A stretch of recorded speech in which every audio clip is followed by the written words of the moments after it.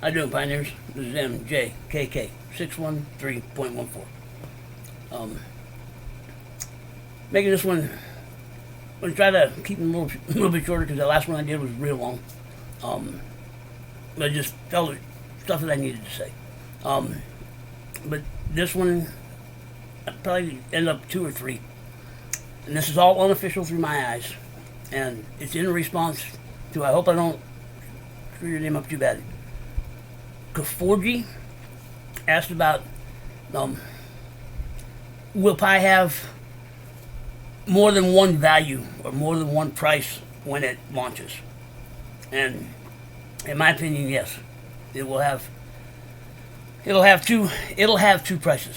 It'll have a value, a tradable buying power value, to be able to buy goods and services between each other.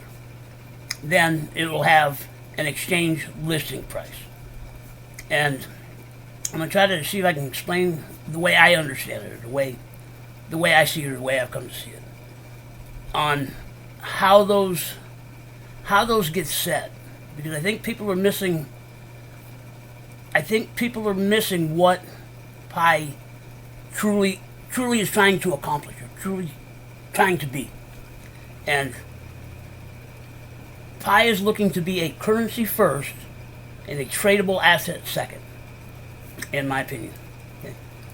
And I don't think a lot of people, they haven't done their homework or dug in deep enough to find out what a currency is, and what exchange trading is, and how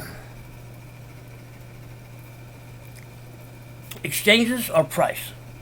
Trading volume price is what exchanges are.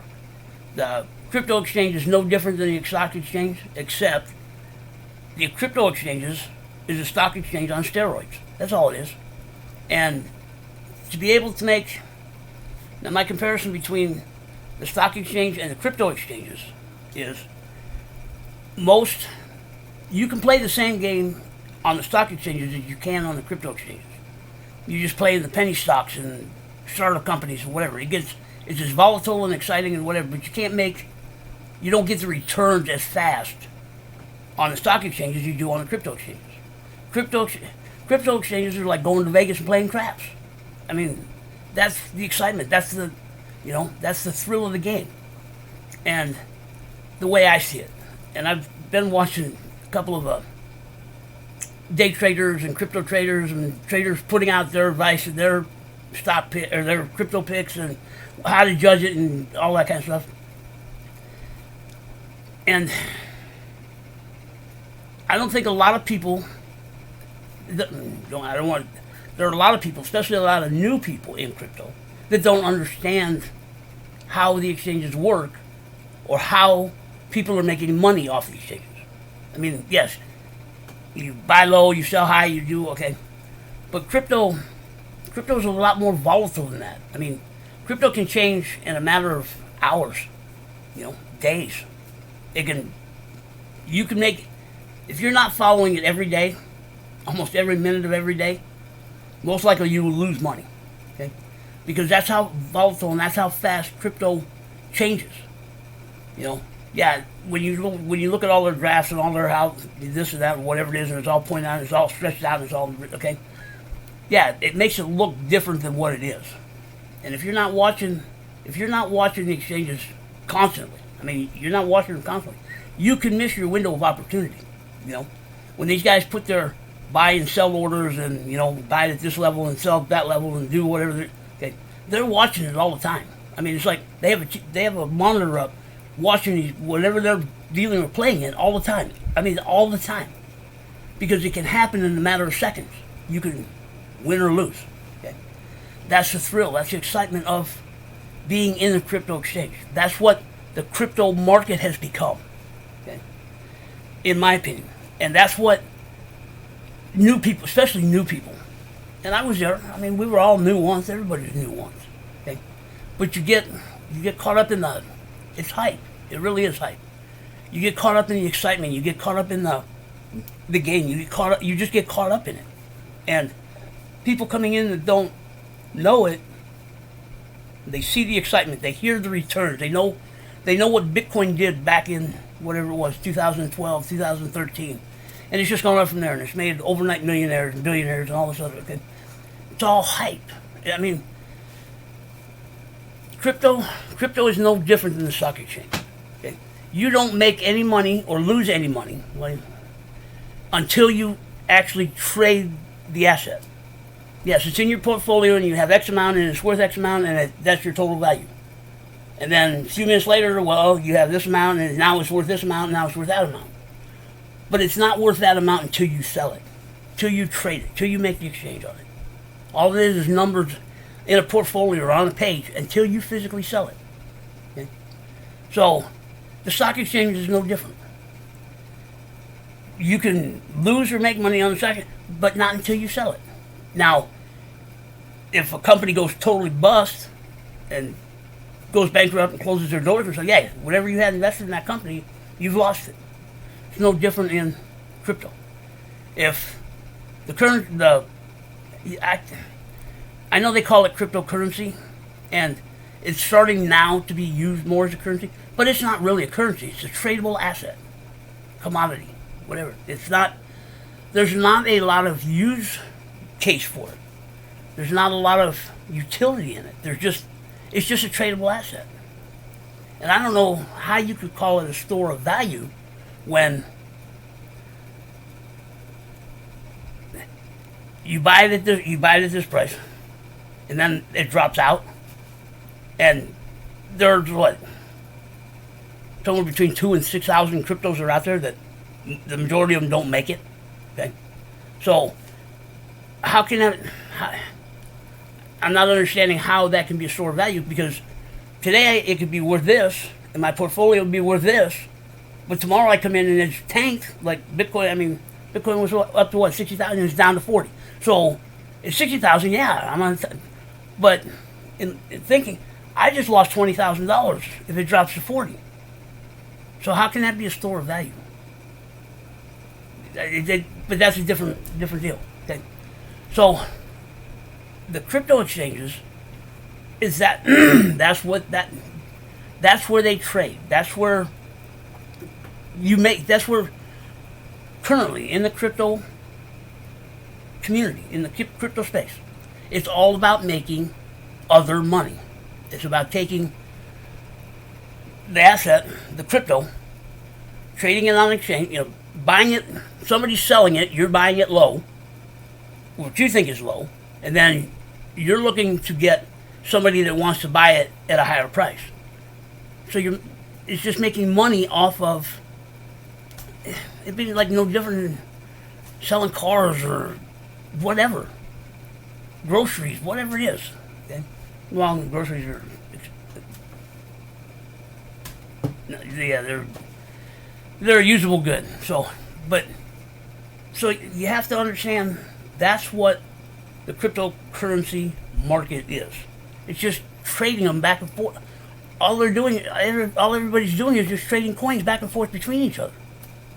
And whoever gets it at the right time or right whatever, okay, to make money, to make dollars, fake currency. I mean, that everybody I'm listening to, everything is pegged to the dollar.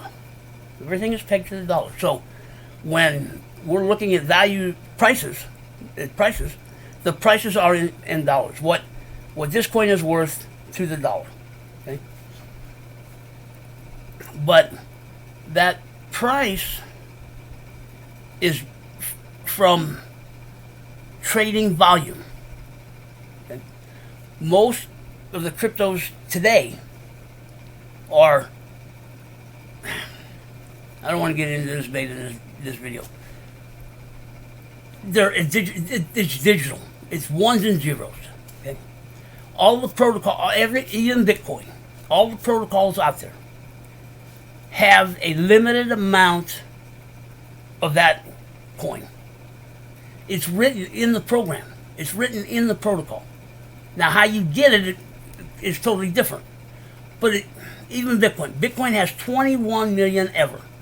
That's all the Bitcoin will ever be there. 21 million. It's written in the protocol. Now, how those coins are distributed or dispersed is an issue. There are cryptos out there like Stellar and Ripple and a lot of other ones that when they write that initial Genesis block, they write all of the coins that'll ever exist for that crypto. Now, I have issue with, because I don't understand enough of it, but it all goes into a trust or a vault or something. Somebody has control over those coins. Somebody can access those. I mean, when I first came into Pi, dude from Ripple got pissed off at the dude from Stellar because the dude from Stellar sold half of what was pre-minted for Stellar back a couple of years ago so that they could bring the price of Stellar up. Somebody has control of that amount. Okay? So that's where these crypto traders, when everybody's looking for total supply, that's what they're looking for. It doesn't matter whether they're in, the more that are in circulation, the more volume you need to trade, and so I mean it all plays into what that value. But it comes down to the amount of crypto being traded in that one crypto, being traded for that day. It's just the amount of crypto that's going back and forth between people creates trading volume. The more trading volume, the higher the price goes, because now it's supply and demand. Supply and demand. If more people are wanting to trade it and move it and send it back and forth and whatever, the price goes up. Okay, so yes, supply and demand. You have X amount of supply in circulation, and you have X amount of supply trading. Because now you get into the whole that seller do. You get into that whole thinking, that whole whatever that game is. And it's a game. It really is a game. And to be good at it, you need to know how to play it. You need to know how to play it well, which most people don't know how to play it well. And see, from what crypto has become and what the space has become, people are coming into Pi with pre-expectations of what Pi is going to do, what it should do, what it will do, you go back to Bitcoin in 2012, 13, 14, 15, whatever it is, and people are buying Lamborghinis and, it went to the moon and all this other stuff, and it made a lot of money for a lot of people. And it's still making a lot of money for a lot of people. But that wasn't its intended use. It wasn't. That isn't what its intended use was. It's what it has become. It's what people have made it to be. And there's a $1 billion industry that has come up around Bitcoin. I mean, all these farms and all this other stuff that is attached to Bitcoin, or anything doing proof of work or proof of stake or whatever. The chip manufacturers, the hardware manufacturers, have built a $1 billion industry around crypto. They don't want it to go down. They can't. If you have a $1 billion industry, you don't want that industry going down because you're going to lose your money. Okay? None of that gets taken into account in the crypto space as it is. Okay? Because if these farms, if the chip manufacturer comes out with a new card that's faster than what's running now, if these farms don't upgrade to that card, they're mining slower than somebody that is upgrading their card. So think about all of the nodes and everything that's out. Well, they all have to buy this new greater state-of-the-art, greatest, latest to be able to mine competitive. And if you can't get the Bitcoin, I hate using mining because of the way they classify mining. Burn to earn. Okay? When the computer solves a puzzle, you get rewarded in Bitcoin, whatever. Well, if you're not at the same level as everybody else, you're not going to be getting the same amount of Bitcoin that you should be, or could be getting, or should be getting, because you can't compete with the ones that are running faster than you. That's just the nature of that beast, man. I mean, that's just the nature of that beast. And that's all, it's all well and good. But it's not pi. Okay? Bitcoin, my opinion, and I know I catch a lot of flack and whatever it is, my opinion, Bitcoin found its home on the dark web. Silk Road.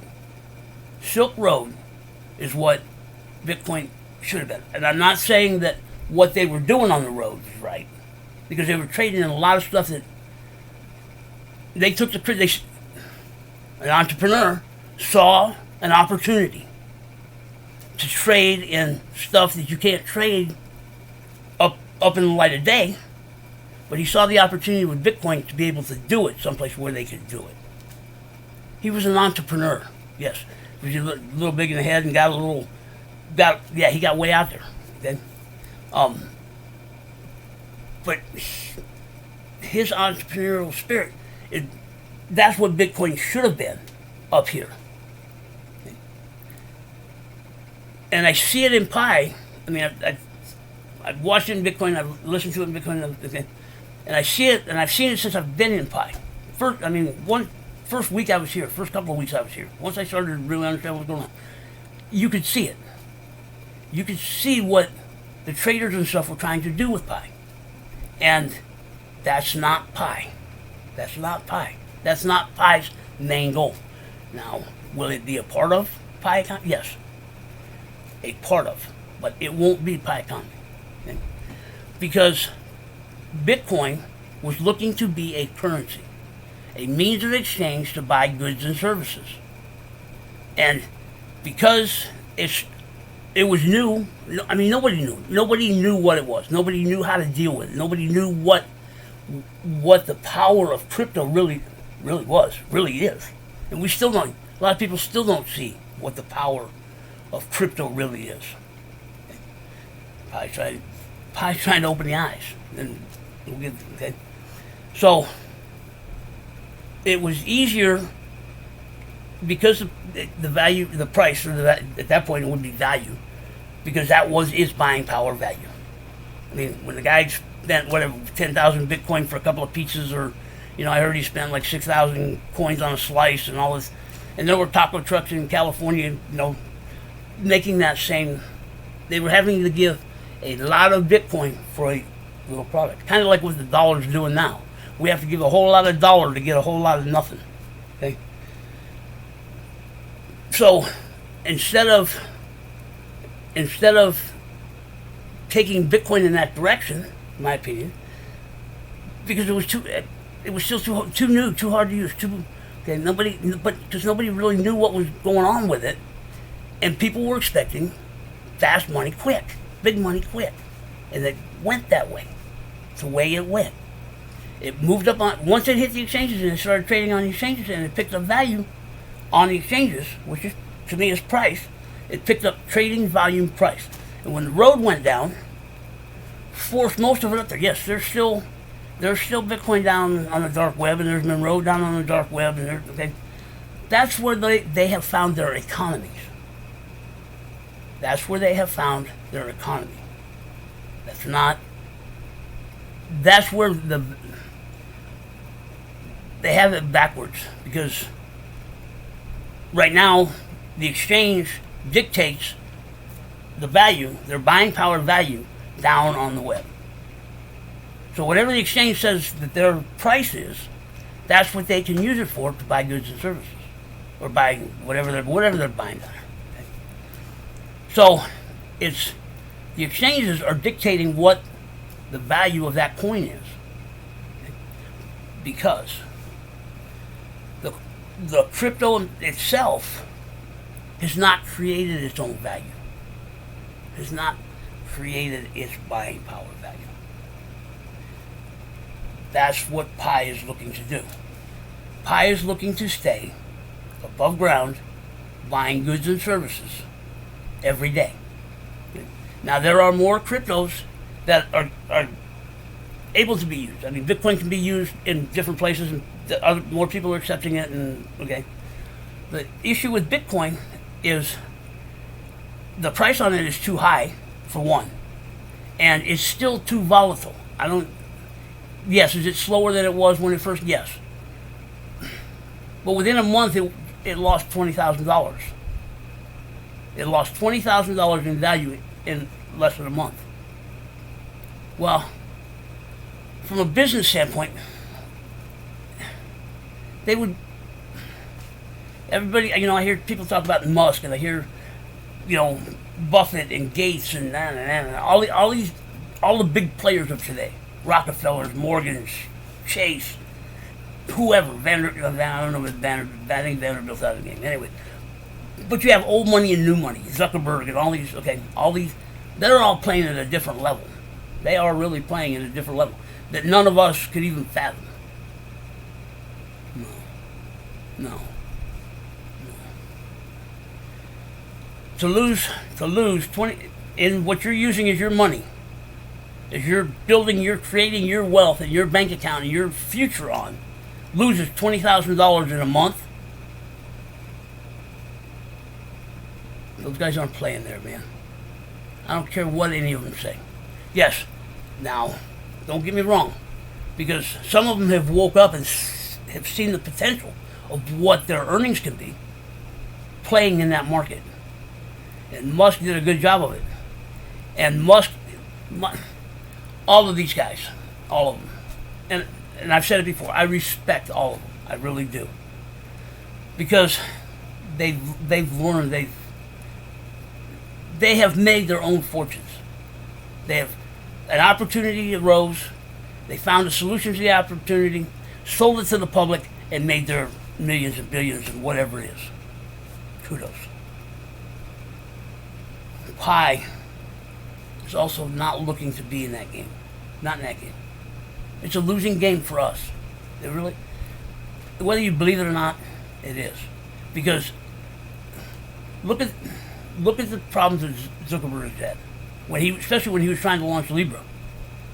Old money isn't going to let new money in. They don't want it in. Old money doesn't want new money in. No. Because, they're the power players of today. You let new money into that game, then new money becomes power players. And the guys today, Gates, Musk, Zuckerberg, are the power players of today against the power players of old. Okay? Manufacturing, building, stock market, world economy, new money, digital, created wealth, but they don't have. They have feet in technology. Technology, old school, new school. That's probably the easiest way to say it. Old school, new school. Old school will never go away. Old school, we need, as people around the world, every one of us, 7.5 billion of us, need and want stuff. Somebody's going to have to manufacture it. Now, whether it's done by robot or whether it's done by whatever, we are a consumable people. We just, whatever, we want and need stuff. We don't have to go out and hunt and fish and gather and do all the stuff that we did back in the Stone Age. No. Now we go to the store, we go wherever it is, and we just, now they got shit being delivered by drones. Technology. Old school, new school. Okay. But it still comes down to the 1%. 1 or 2%. The 1 or 2%. 7.5 billion people, 1 or 2% isn't a lot of people controlling everything for the rest of us. And the way the system is set up today, the only way the system works is if we borrow money. It's the only way the system works. If we stop borrowing, that system will collapse. It's real close to collapsing now. Because the way the money is created by debt. They have to create debt so they can get it into the books, so they can lend it to us, so we can pay the interest back to them, and that's where they make their money. We get saddled with the debt, they get our interest. And I think that's also where a lot of people miss the opportunity that we have right now. Like and I'm not saying, because there are rules and things that will come into play and will apply once Pi is launched live. But we're not there yet. So we're not even close to being in that game yet. Pi will not move, ever. Ever. It's an unrealistic expectation. If you think Pi is going to go from, you listen to the crypto traders, it's going to start at less than a dime, and in 3 to 5 years, it's going to be worth thousands of dollars. No, Pi's not designed that way. Pi's not being built that way. That's the game that's being played in the space today. Pi's not looking to play that space. So, in one aspect, will Pi have starting value from the exchanges? Yes. I'm not saying Pi will never. Pi has to list. For right now, it has to list because it has to be able to be exchanged for fake currency to be able to buy stuff to supply the community. So that's realistic. Now,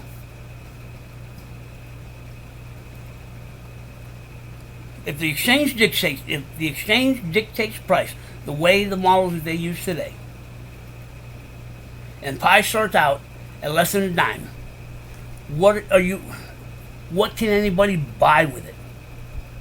Okay, if Pi is a dime? The majority of people in Pi can't even use their Pi. They can't buy anything, and anybody that is supplying the community with goods won't be able to sell Pi for a dime to be able to replenish the goods in the community, and there won't be enough people being able to keep an economy moving. An economy is built on the transfer of money for goods and services. That's an economy.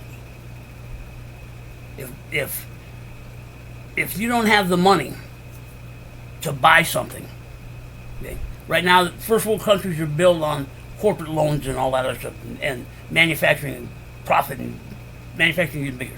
Third world countries are just scraping enough to get enough food for the day. So that's the difference between it. Okay? Somebody from the third world can't buy something from the first world because they don't have the coin to do it. They don't have the money to do it. They don't have the currency. They don't have. Okay. That's. They have no economy. Their economy is basically nothing. Okay. Basically on a barter system, trading to get what they need for today, just to survive today. Maybe. Third world is built on profit, on us paying interest by it. And see, and the economy goes. A manufacturer supplies iced tea in a bottle. He's expecting us to buy iced tea in a bottle at whatever price, because that's where his profit comes in. And if you haven't looked at the grocery store, the gas pumps, or anything else, especially in the United States, everything is up by anywhere from $1 to $3-4. Yeah, everything across the board, doesn't matter, is up. Okay. Because they still have to keep their profit margin. Third world country, there is no economy. They have none. Okay, so I know I'm getting off a little bit here from where I wanted to go, but the economy, the nation's economy, is from us. If we don't buy that soda, or we don't buy that whatever, if we don't buy a product that somebody is manufacturing, the manufacturer doesn't make money. If we don't buy, they can't produce. Well, where do you think all of these, especially in the U.S., all these stimulus checks and all this there's a few reasons behind that. But what they're trying to do is get people to give people enough money to be able to spend, to buy products. That's what it's all about, buying products. Okay? That's why they're giving us all this money. But it ain't free, folks. It ain't free. Somewhere along the line, we're going to have to pay for it. Somebody's going to have to pay for it. I haven't got anyone. They can keep all them stimulus checks. They ain't worth it. They ain't worth it. Because every time we take a stimulus check, we give up freedoms.